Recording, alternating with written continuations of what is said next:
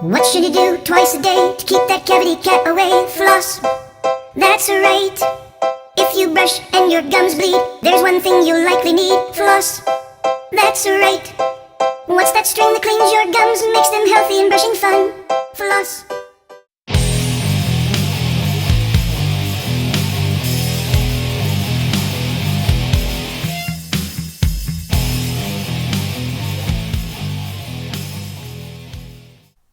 Welcome to the Collingwood Rant. I am Sly. And I love to watch us win, Spook. We are now 3 wins in the trot, I believe. Yes, it's certainly a trot. Yep. All right, so we just beat Fremantle. Spook, quick thoughts about our victory over the Dockers. Oh, it was a big one. Really good. I think that covers it.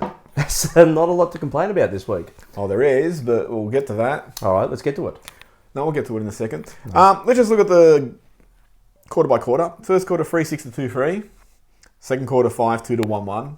Third quarter, 6-1 to 2 straight. And the fourth quarter, 7-3 to 7-1. So last 15 minutes, we decided,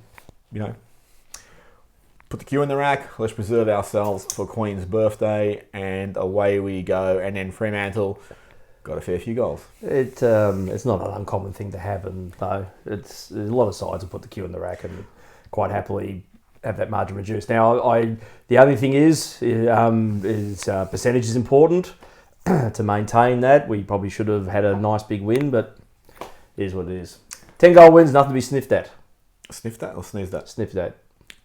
I made this point earlier. West Coast conceded 7 goals to St Kilda in the last quarter, and they went from an 8-goal lead to winning by a couple of goals. So they actually had a stressful last quarter. So it does happen that teams just mentally switch off. It's not just replete the Collingwood. But actually one thing I want to say is, it annoyed me. I think you need to learn to play your game plan 100% of the time. You can't have these mental lapses. You're not a good enough team yet where you can just sort of switch off for a bit and switch it back on, like Hawthorn maybe in their heyday. But having said that, while it did piss me off, what pissed me off more was the first quarter. So the first quarter, we kicked 3-6. For the first 10 minutes, I thought Fremantle were all over us. They weren't good enough to score. We dominated and failed to convert. The last 2 weeks have done something similar. Bulldogs absorbed our initial attack of about first 10 minutes. We failed to score. And then they kicked 5 goals. St Kilda also did this. So I actually would be more concerned with the way we're starting games than the way we're finishing games. If we're 12 goals up and we give up a few goals and we're kicking them back anyway, we still outscored them by 2 points. Well, that's probably the time you can switch off rather than being, say, 44 points up, halftime at a grand final. But I really think they need to work out their opening quarters. Because at the moment, to me, it seems like they're just trying to ease into the game. They're trying to work out their matchups. They're trying to work out how they're going to attack and all that sort of stuff. They're trying to work out the avenues to goal. They've got multiple goal kickers this year. So they're trying to work out what's going to, work best for them. But while we're doing that, the opposition are counter-attacking. Fremantle wasn't good enough to capitalise. Bulldogs are good enough for one quarter to really put us to the sword. And this is what I would think would be the bigger concern. Particularly when you got Melbourne next week, who have been in dangerous form. We need to work this out. If you go back, I think Carlton did it to us also. Hawthorn did it to us. So we need to actually start games a lot better. Fortunately, this year we've been good enough to overhaul. Yeah, most clubs, but we haven't done it with all clubs. Geelong beat us, Hawthorn beat us, as I said. And even that, if you look at that Richmond game, we probably played well enough at the start of that game to actually be a few goals up. And we just didn't do it. So we should actually work out. Yeah, I think that a lot of it, as you were saying, you're feeling your opponent out and vice versa, no pun intended. But the slow starts are a concern. I think it's certainly, as a supporter, you want to see them just come out of the blocks and go ballistic so you can feel comfortable yourself watching the game. Yep. Because you always have that niggling doubt that are we going to be able, is today the day that we're not going to be able to overhaul the side. I appreciate that from a comfort perspective. But at the same time, though, you're feeling these days you don't really necessarily hit that panic button straight away. No. You do feel that, okay, well, they're missing, adjust, yep. They're still dominating, they're still having the run of it. A lot of it, I think, though, in that first quarter was that those forward 50 entries were just terrible. Yep. You're doing everything right up until the fact that you bomb it in. It goes back to, it was about 6 weeks ago when they started to really lower the eyes and hit people on the lead. You think that's just the element that's really missing at the moment. Our forward line is still, it's scoring well, but it's not functioning well. Yeah. And it tends to score well as the game goes on rather than early. I'd actually. But again, like, I think that comes back to you've got to hook on what the tempo of the game is going to be against this particular opponent this week. Well, you never know in any given week. I mean, if you look at a lot of the games this year, you've had Hoskin Elliott kick 6, Stevenson's kick 5, the Goey's kick 5. So we've had someone who's actually, Josh Thomas kick 5. So we've had players who've had days out. But you never know going into the game who that player is going to be. And it seems to be they're trying to work that out themselves. And then when they figure it out, then they're going through that avenue. But you also think that the unpredictability is working for us as well. It's definitely working for them. I mean, if you're an opposition coach going, who are we going to mind? Let's mind Josh Thomas this week. And if the opposition coach is saying, here's our number one target defensively, no disrespect to Josh Thomas, you think, geez, already halfway won it because you've got other players that can step up with the same calibre or better. Something else too is although we won by 10 goals, there was still a number of relatively quiet players. Jaden Stevenson, only 5 disposals. Mm-hmm. Very much a cameo. Yep. Mason Cox, 8 disposals. He did have an influence though. Yep. Probably you'd still want him to get up about the low teens. He can't get up any higher. Hoskin Elliott, 6 goals, but only 11 disposals.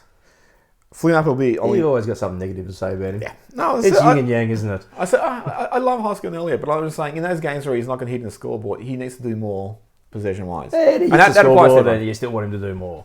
No, I'm just saying, I'm pointing out the possessions in general. Flynn Appleby, 12 disposals. Daniel Wells and Levi Greenwood, 13 disposals. Brady Mirchek, 14 disposals, but for a key forward, he did really well. Chris Mayne, as a wingman, 14 disposals. I was actually a bit surprised. Josh Dacos, 15 disposals, 1 goal. I didn't know that. Yep. I would have said 5. Yep. Jordan the Goey, 15 disposals, 1 goal. Yeah, he worked his way back into the game. So he had a number of players who, I'm not counting Hoskin Elliott and Mirchek. He had a number of guys who didn't figure deeply into disposals, and they've still won. But I think you need consistently more input from some of these other guys if they're not hitting the scoreboard. So if you like Hoskin Elliott kicking 6, great. Geez, you can have 6 kicks, I wouldn't really care. But these guys who are getting 10, 12 disposals, like Dacos and... It's amazing, though. I mean, you got a fair spread there. We still won by 10 goals. Yep. What do you read into that? You got your top end just working overtime, or...? Well, I actually think if you look at a lot of the games we've won this year, you've had players in certain games who've done very little. And I know, everyone's got a role, so... Not in every game is every player going to have high disposals.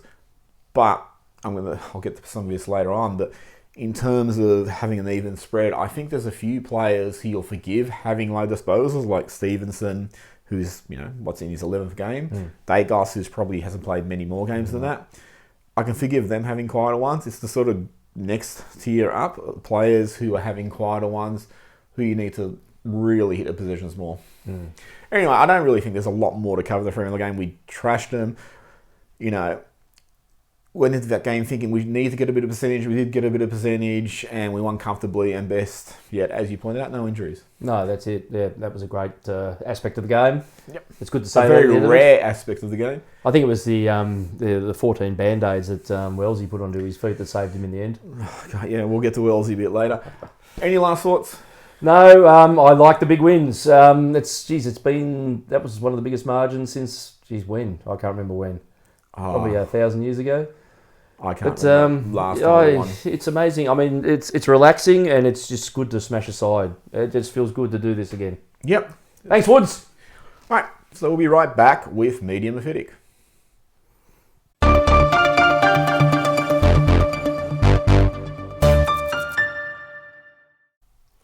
Okay, so it's time for Media Mephitic, where we look at Collingwood and a little bit more in the media. Let us start with this, which I saw come up on Twitter. I'll give credit to who brought it up if I knew their name. The top 25 goal kickers of all time. Severo Rocker sits 14th on 748 goals. Nick Riewoldt, 21st on 718 goals. And Matthew Pavlich, 23rd on 700 goals. Only active player at the moment is Lance Franklin, 878 goals. Of those 25, 4 players are not in the Hall of Fame. Franklin, Riewoldt and Pavlich are not eligible. So there's one player out of the rest of that 25, so one player out of 22 who is not in that Hall of Fame. Not the big Savaloy. Yeah, and he sits 14th on the goal kicking list. He's probably in the NFL Hall of Fame. Jeez, well, it'd be good if he's in some Hall of Fame, because he clearly deserves it. Roker. Yeah, and I just want to point out that, he's got more goals than Riewoldt and Pavlich, who are both champion players, and obviously they played different roles. They played centre half forward a bit more and all that. but it's not a feat to be, sneezed at. He actually was a really good full forward. I mean, obviously he had his quieter days, but most full forwards do. Obviously, he's not in the caliber of Tony Lockett, but who is? He's on 748 goals, and he's not in the Hall of Fame. The one player who is eligible in that top list of 25, the one player in the 22 guys who are eligible who's not in that Hall of Fame. That is, excuse the language, fucking insulting. And you should get him in there straight away. He probably wasn't glamorous enough for you, and there's probably an issue that he was a Collingwood player, so maybe, they tend to get devalued a bit. I mean, Peter Moore said it on open mic years ago when they put him in the Hall of Fame. He goes, that would have happened sooner, but I'm not a Collingwood player. And Mike Shane goes, do you really believe that? And Moore goes, yeah, definitely. Oh, you really believe that, do you? I wonder if they'll cover that in the North Melbourne rant this week. Well, hopefully. Continue noise that Darcy Moore is going to Sydney. On with it. Ricky Nixon tweeted that Darcy's aspiration was to go one better than his father, Peter, at Collingwood. So he wants to go to 3 clubs? No, he wants to play in 6 losing grand finals. So Peter Moore played in a number of losing grand finals. In 81, younger viewers probably don't know this, they used to give out a runners-up medal. So the losers would go up and get a runners-up medal.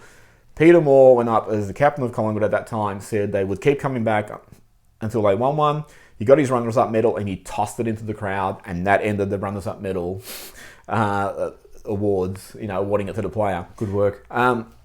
Darcy, Nixon's saying Darcy wants to go one better, which is obviously a premiership. He wants to throw 2 runners-up medals in the crowd. And who knows how much you can trust what one person's opinion is, because that is Ricky Nixon's opinion. He also claimed that Eddie met Tom Lynch for dinner. I don't think Eddie's denied that either. Well, hopefully that says something. John, he did qualify that too, also with that Collingwood would like to think that they're a front runner, but they're not. But I mean, you can take. We've been front runners for years. Take a lot of what Ricky Nixon says with a lot of grains of salt, but it'd be interesting to see how that one pans out. John Ralph Mouth says salary cap pressure at Collingwood will prohibit us pursuing Tom Lynch. Can you tell me who's getting paid lots at Collingwood? Chris Mayne. Probably Mayne and Wells. Yeah, I don't know how we have a salary cap issue. I mean, I know, and I've read that that Moore's was structured to. Well, let me ask you another question. Instead of examining the Collingwood salary cap, how would John Ralph know what the Collingwood salary cap is? He read about it on the internet. Or he made it up. Possibly. I don't have a lot of time for John Ralph. I remember in 2013, I think it was, we played Sydney, we lost. We played him here. That was the time we were always beating Sydney. We lost. Next day I was driving and he was on SEN and he was talking about Ben Reid and Nathan Brown going, they should be concerned. They probably could be sent back to the VFL. And if anyone had seen that year, Reid was struggling. Nathan Brown was great. He was one of the highlights. And I was thinking, he has made, John Ralph, not Reid or Brown, he has made that pronouncement from watching that one Sydney game where every player was shit because we got smashed. So, you know what? Maybe do a little bit of actual research rather than just throwing shit out there to generate fucking tweets. Maybe he's just past his day. I mean, he was good on happy days, but really, that was about it. That was a long time ago. Long time. Let me ask you about this. Sort of involves Collingwood. Thief's elbow on Greenwood. Did you think... not Thief. Do you think he should go?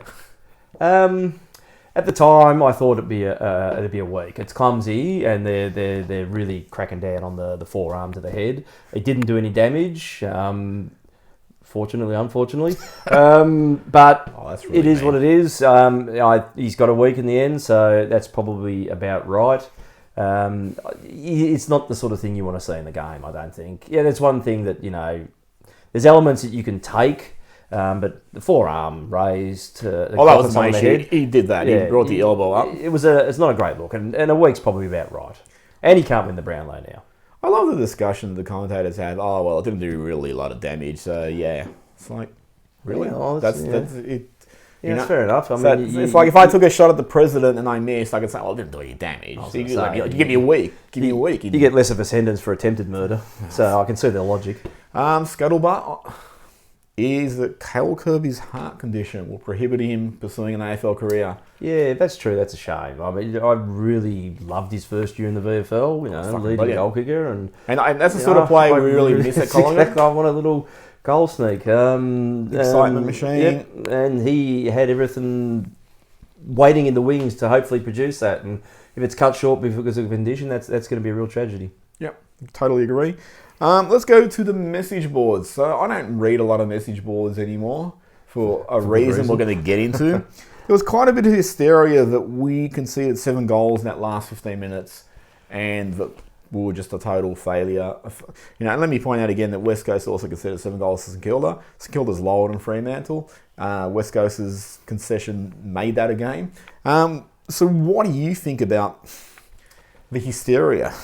I went into a particular bulletin board this morning, and I would have been not excused for walking away thinking that We lost? Freo won by 10 goals. It's actually... The reactions were just incredible. I mean, I actually really like... Yeah, we're at the best of times, maybe probably not the most positive people going around, but it is what it is, that game. It was a 10-goal win. Enjoy it. Well, that's the thing, is like, it's not... You know, you're not going back a couple of years where we're losing by 10 goals and you're going, oh, well, at least Grundy had a good game, and that's a positive to take out of it. You're watching that game, you take out the last 15 minutes, you won by 61 points. You had a number of players who had really good games. You had a really great debut by Majacek, if that's how you pronounce his name. Krychek. Yep. Fantastic game by Huskinelli to kick 6. You know, I don't recall last time... I don't recall last time anyone's kicked a bag at Collingwood. So he's had a great game, and the most important thing, as you pointed out, is no injuries. And your focus is, well, we conceded 7 goals. When, you know, other clubs have done this also, but apparently it's catastrophe at fucking Collingwood. Can you imagine what it would have been like in 2010 in the prelim? You know, I just... Oh, yeah. Well, we should have just written it off. And like, that's again another game. Players have put the Q in their act. They've got an important game next week, and it happens. You know, and it's the thing that shits me. I reckon some people have a prejudice against certain figures, and in this case, let's call that certain figure Nathan Buckley, and they just want to see him fail, and they would actually celebrate his failure rather than enjoying Collingwood's success, which to me is astonishing. It's like when Mick Malthouse was there at Collingwood. There's several times I wanted him gone. I thought, 2005, I thought, you've run your race, go. 2007, when we got the prelim, I thought, well, he's brought him back up. He deserves another chance. You got to give people credit when, they deserve it. And I'm sure the problem with Buckley, he'll be on the hiding for nothing. It has nothing to do with him. It's because we've got Justin Longmuir in and Gary Hocking and all that. He's just there like a puppet now because they've got to make him look good and all that sort of shit. Well, it's the same way that he invented the press. Yeah, for Malthouse's tenure. You gotta give people their fucking credit. I don't understand this Collingwood mentality of some people who just prefer to focus on negativity, and that's not to say you can't sort of cite issues within the club or that you need to follow them blindly and just congratulate them. No, but you can be constructive in criticism. This hysteria over like conceding the 7 goals, we'd still outscored them and all that. It didn't change the context of the game. We didn't lose. We didn't fucking have to reach deep down and save the game or anything like that. It's fucking amazing. It's seriously just bewildering. It really shits. And this is why I don't read message boards. Have a look at yourselves. This is why I don't read the message boards and really post that much anymore. Like, I might throw in a comment here and there. You posted today, though. Yeah, I was going to say, because sometimes I just get incensed to just sort of say something. I'm not saying they're all, everyone who posts. There's some fucking fantastic posters out there, but there are people, and I won't name them because you fucking know who you are, who just thrive on negativity, and who actually wish that that Collingwood would fail so you could be justified and say, well, see, I told you so. I mean, seriously, I would fucking have Donald Trump as coach if he brought us a flag. I wouldn't give a shit about everything else. I wouldn't have Roseanne Barr as coach, but fucking Trump, whoever the fuck it was, if they will bring the success, I'd have to say, well, that's a good job. You've obviously done a fucking good job. You might be a prick off the field or whatever, or you might be clueless in this aspect of whatever your life, but you've done a good coaching job. Surely you've got to give fucking Collingwood a bit of credit at the moment. Mm-hmm. I think I've babbled enough about that. Interesting article which looked at free kicks for Collingwood, for all the teams, but I picked out Collingwood. This is prior to yesterday's game, Sunday's game. Frees per game, 23.6. We are apparently second in the league. Frees against, 19.4. And we are apparently 15th. But again, we need to qualify this. You've got to look at where you're getting these frees to. Apparently, we'll get to it. Differential 4.2, which is second. Most free kicks 4. Brody Grundy, 20, equal 12th in the league. In 2017, it was Taylor Adams, 32, equal 25th. Most free kicks against. Brody Grundy, and still side bottom 17 equal 12. Really surprised by the side bottom stat. Yeah. You know, I don't know how he gives away frees. He's always smiling. Sure, you just go, oh, did it mean any harm? He just twisted that guy's arm off. And Taylor Adams was 30th equal 26 last year. Free kick facts. The Pies have conceded the fewest free kicks since the start of the 2017 season. In his 18 AFL games in 2017-18, Beanpole forward Mason Cox has received just 4 free kicks inside the Pies forward arc. Yeah, it was treated a bit differently this week, I noticed, but He must be a massive prick or something, just not getting frees. I don't know. He must hate like Texans or something, the umpires. But that's astonishing. You know, he did get a few free kicks yesterday. He got one really early, which is great, and I think that actually scared Freo into how they're going to treat him. It just shits me that like there's 2 rules for fucking, you know, one player like, you know, Cox and Cloak could get mauled, nothing. Another player would get snarled at or scowled at, and he would get a free. It's just ridiculous. There should be consistency right across the fucking board. As we say every week. Holding the ball has accounted for 25.8% of the free kicks Collingwood has given away in 2017-18, the 3rd highest percentage in the AFL. Sorry, and I attribute this to Ben Collins. You know Ben Collins? No. Okay. And you sent me this. Most free kicks in the AFL era. Who would be on top? Geez, wouldn't be Selwood, would it? Which Selwood? Scott? Yeah. No. Good old Jolie. Yep, Scott. And his career's not even over yet. On 700. He can go for the 1,000. Yep, definitely. This year. And then straight into the Hall of Fame. Yep. I just have. 584 for Scott West, 509 for Dean Cox, 488 for Tony Liberatore, and 464 for Jude Bolton. Just found that astonishing in terms of Selwood being so clearly on top. An article, Nigia All-Australian, Paul Season or Tom Phillips? Because apparently they're going for the same position. Oh, geez, Flipper. I mean, Seedy's been great for Adelaide, but Flipper's just in a league of his own at the moment. I don't want to make comparisons, but Flipper's better than Greg Williams at the moment. Article, every player was worried. This comes from a podcast at Collingwood, on the Collingwood website. Anyway, Scott Pendlebury talked about the pressure on Collingwood last year and on the players, but they always felt they had the right man. Said, the coaching uncertainty, Said wouldn't have been surprised if he was re-signed by round 3 or sacked by round 3 because it was that tough, but they always felt they had the right man. And that what followed that was an article where Eddie Maguire reflected on the changes, said the same thing. They did a review. What came out of the review was they felt they had the right man in Buckley, but they needed to restructure around him. And in fairness, you know, Collingwood's structure around Buckley has been a shitfest. They've gone through 19 football operations managers. Their recruiting for quite a while was really struggling on all that. It's amazing these feel-good pieces that are coming out. Eddie Maguire, when he reflected on the changes, and I had just found this paragraph really astonishing, the style of play was upsetting everyone from the coaches to the players to the fans for different reasons. No one seemed to like how we were playing in the last couple of years. Oh, yeah? You reckon? You needed a review for that. We've played an attractive brand of football now. So, like, I actually found out, really, you needed to be told that. And Buckley said, like, 2002, 2003 was as tight as he felt the playing group. It wasn't ultimately the most talented playing group. They almost pinched the flag. But he goes, he's never felt as connected to the club as he does now. I don't know if his beard has anything to do with that. I think he got caught in the door a couple of times. Yeah. Apparently it's like a bet with the players or some shit. So it shows his relationship with the players. No, I've no doubt that it's always been strong. I mean, they seem to love him. I mean, everyone who's played under him or alongside him, well, not alongside him back then, but certainly these days, they all seem to love him. So I'm not surprised with that. And just finally, congratulations, Jack Hellier, the AFL captain who played 100 games in a deplorable loss. No Sear, no McClarty, no... who was the one that came in? Mycheck. That's it. That's no VFL side. Yep. Well, you had your shot, boys. Well, that's it for Media Mephitic this week. Issue of the week. Should we move past Daniel Wells? This is a big discussion because I feel Wells is 33. I said this previously.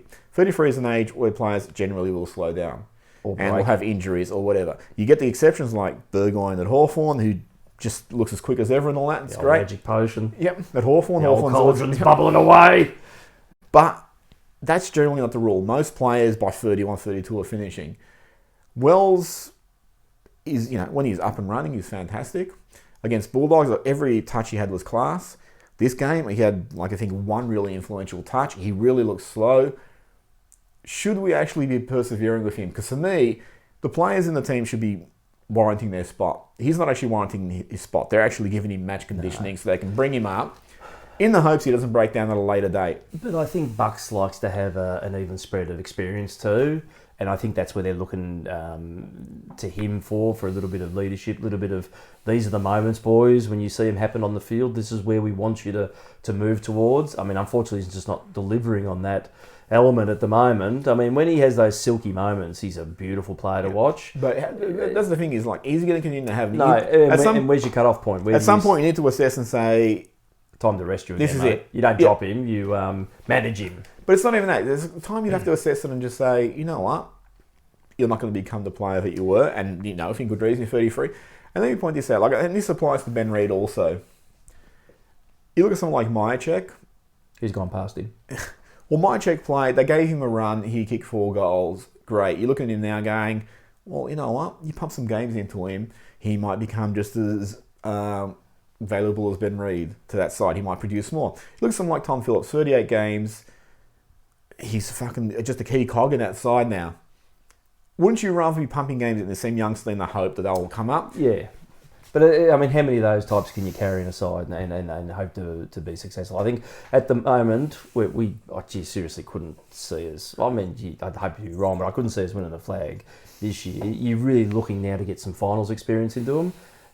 You're looking at that as well as going to add value there, or do you now pump some games into that to give someone an opportunity? I think you'd probably almost err on the side of Wells' experience. So I'm on the flip side. I would actually rather they just sent Wells back to the reserves, and if he earned his spot, fine, select him. Like I said, he's being managed at the moment.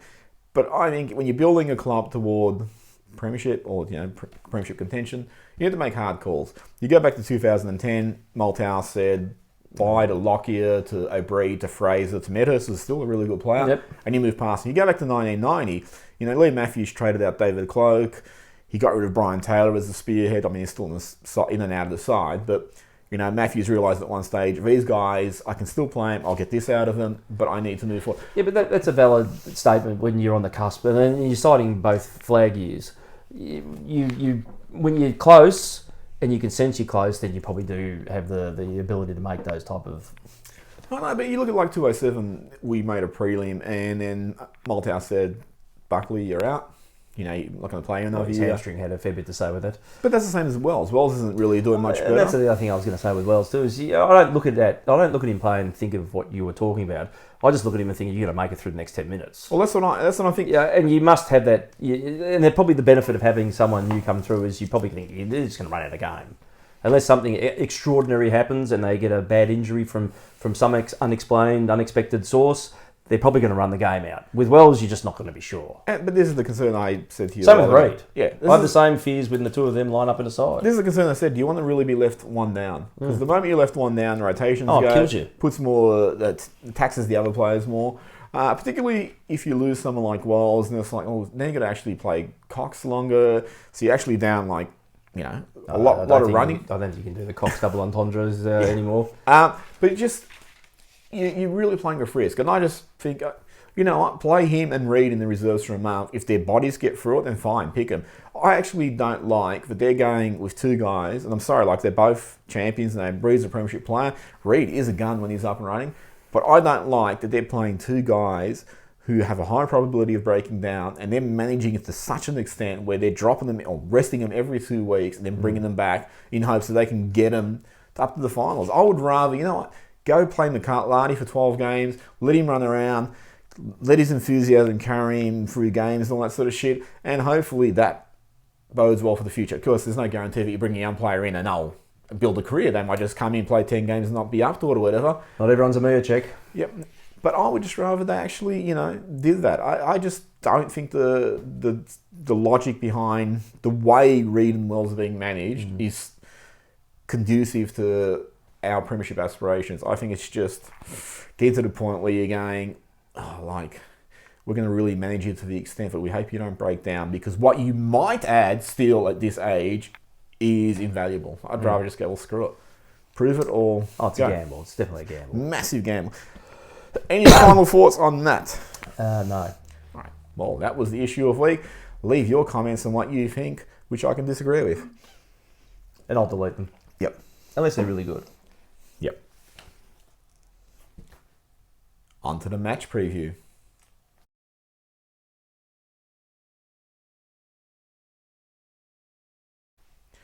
We play the old Pivotonians. Is that what they were?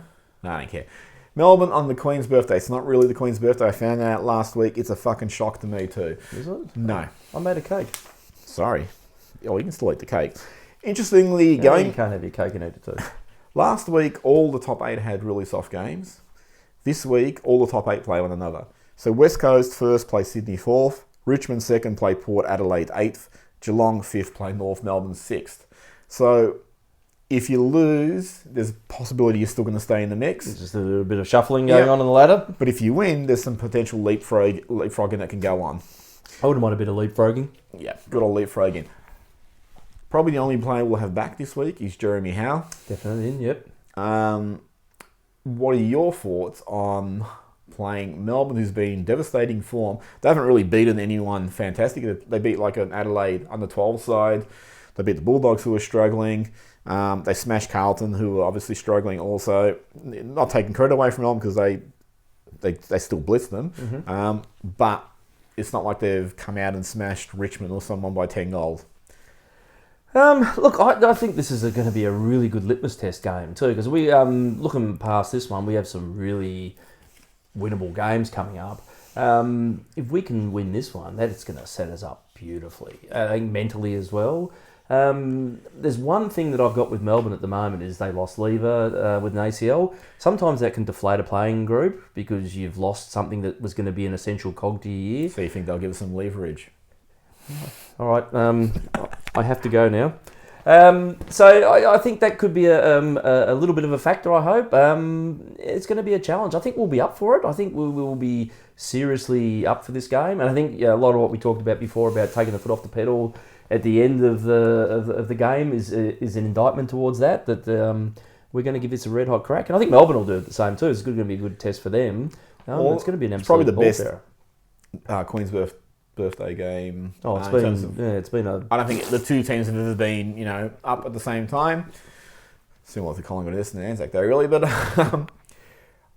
the one thing with Collingwood is last year they beat Melbourne the second time around, and Melbourne had a lot to play for. They were playing for a final spot. Oh, yeah, there's a revenge element there, isn't there? I actually reckon we should have beaten them Queen's birthday last year. I don't want to point the umpiring, but it was seriously shit. Jesus. It was seriously as bad as you can get. And I just want to point out, great cause, MND, raising, fundraising, all that sort of stuff. But really, how much of that emotion prejudiced some of the umpiring to give Melbourne the fairy tale outcome? Because the umpiring last year was fucking as bad as I've seen umpiring. Yeah, you don't want to use the word cheating in the same sentence, but you can today. He was, and I just hope the same thing doesn't happen. I just hope it's like it's just well umpired game. We obviously have the team to match Melbourne, but they seem to have gone up a cog this year. They had an average start to early part of the year, but they are in great form now. It's really curious how Collingwood will emerge from this. So if we beat them, sets us up. If we just lose, we know we're thereabouts. If we get smashed like other teams, that could just totally derail the season where you get players running around just totally losing confidence and shit like that. So it's going to be a really compelling sort of game in terms of... I'm expecting a bit of an arm wrestle. I don't think that we'll get blown away in the first. It could be a very low scoring first quarter, I think. It's just going to be a lot of sounding each other out and a lot of... bit of argy-bargy, I would think too, but we'll see how it goes on from there. I'd feel a little bit confident. Not supremely, but I mean, they'll go in favourites. We'll be the underdogs. I think that'll probably suit us to a certain extent, but I'd be confident that we can win this a little bit. Yeah, I think we can win it. I think Melbourne will probably be just too good going. I haven't watched any of the games, but you're looking at the scores and they're returning. I think the important thing is what you said about Lever. That could really get into their heads. It could be a mental thing for them. And they need to reshuffle a bit now. So hopefully that works in our favour. But yeah, I don't know. I really don't know. It's one game where I sort of look at it and go, I think we can win, but I don't know if we will. So here's hoping. So what about changes? I mean, you mentioned Howe coming Howe in. come in. Who'd be at risk? You'd think Apples or maybe Dakes. It's really hard because Howe's going to be the sweeping defender. So, Sweep the league. well, Appleby, you're going to have to replace like for like. So, do you really drop Appleby, who's going to provide you some run? I'd be really tempted to bring Murray back. I don't know what sort of VFL game he had. Oh, geez, when you get done by 10 goals, probably not a great one. You got most of the components of defence there where Murray was thriving. So they're all back other than Aish, but Langdon's back, Maynard's back, and all that. So you throw Murray in there, and he's now the third guy that the opposition need to mind rather than the first guy, which is what happened for a few weeks there when all those other guys are out. So I'd be tempted to bring him back if he had a decent game. How's a definite in? Oh yeah, it has to be. I just don't know. I don't really know who. Maybe Wells is broken. Oh, he has played one game in a row, so there's a good chance that he's hit his physical peak for the moment. Yeah, but I don't know who else there is, and I don't know if there's anyone really to come up from the reserves now that Sai's been injured, and potentially Wills. Yeah. You could bring him in. Like honestly, I'd play Wills instead of Wells because it's just it's just one letter different. Yeah, it's just one letter. So you could shout out "Go Wills," and people wouldn't know who you're talking about. But I'd rather play Wills, but I don't know if there's anyone else there because of those injuries, still McClarty and Sire. It's always hard when you have a big win too to say that anyone needs to be dropped. Yeah. There's a few quiet performances in there. I expect maybe one or two of them to make way, and that could it simply just comes down to matchups at the end of the day. Yeah. Well, yeah. I mean, the Dakes thing surprised me. I saw we had 15 possessions. Yeah, that one did surprise because I would have thought he'd be the obvious one. Yep. But look, the thing is, I want him to keep having games. Like some of those kicks that he did, that goal, and there was one that he set up at the top of the square, just beautifully weighted, penetrating kicks for he's not super tall or anything like that, but he just looks like he's got silk around him, like his old man had. Same thing. He moves through traffic so well. And you don't want you want to keep winning games, but at the same time you want him to keep developing inside of that environment too. So. And again, that goes back to that thing when you're playing guys like Wells who are giving you output, which these young guys are giving you at the formative stage of their careers. Yeah, that's a fair point. It's like that counterbalance. It's why rather he played someone else rather than Wells until Wells actually earned his spot. Anyway, let's talk about all that. Yeah, I don't know who they'd really bring in. I mean, going into the last couple of weeks, the players they've brought in have been totally surprises. Yeah, did not expect any of them. I will say one thing, Bucks really, I don't know if this Greenwood at halfback thing is... it's not great. No, it's a bit of a worry, and that's again why you might want to bring Murray and just have that mad dash out. So I'm hoping. But so what's your tip? Look, Pies in a close one, 10 points. 10 points to us. Yeah, I think it'll be a close one, Collingwood by 67 points. Yeah, it's close. Yep. Close enough for me. Anyway, that's it from us. We'll be back a day later next week, thanks to the Queen's birthday. If you have Thanks, Your Majesty. Yep. If you have any comments, leave them down there. If you like what you see, subscribe. And if you don't like what you see, subscribe anyway. And look for some movie reviews from us also. Yeah, look for them. Yep, look for them. We'll see you next week. Thanks for watching. See ya.